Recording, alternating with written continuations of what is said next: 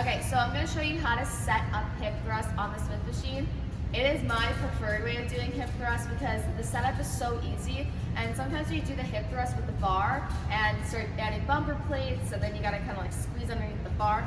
By the time you do all that setup, you could like hurt your back. Like, it's just so much easier, more simpler, and all you have to do is just focus on pushing weight. You don't have to focus on where that bar is moving. The bar is stuck in the same spot. It goes up, it goes down, that's it.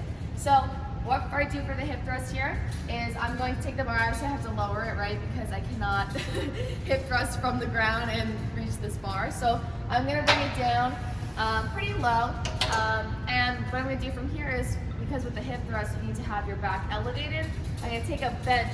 Now you don't have to use a bench. You could also use like a box, like an 18-inch box. That will do as well. But just make sure that the bench is flat, and then from there you're going to bring it really close to that Smith machine. So I always just roll it over,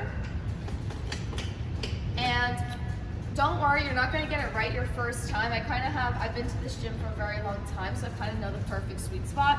But you're going to play around with it a little bit. You definitely don't want it too far away. And then I'm going to show you a demo. So what we're going to do is you're going to get down to the floor. See, we just kind of like squeezed in there. There's no bar super low to the floor. You can like pick up and like roll underneath it. And you want to make sure that this is going to be on your hips. So the bar matches the hips. If it doesn't, you got to move the seat closer, or if it's just too cramped, you got to move the seat back. So remember, for those hip thrusts, you just need the upper back on the bench, okay? And then when I lift up, look, it's in the perfect spot. It's because I know the seat spot here. And then I would just take this. I have to get the bar off the hooks, and then, so I'm going to turn my wrist, the bar moves this way, and then I'm going to go hips down, hips up, keeping that bar still with its hooks off, right? This is off, it's not here. I'm not going like this. If I do this, it's gonna stop, it's gonna get stuck.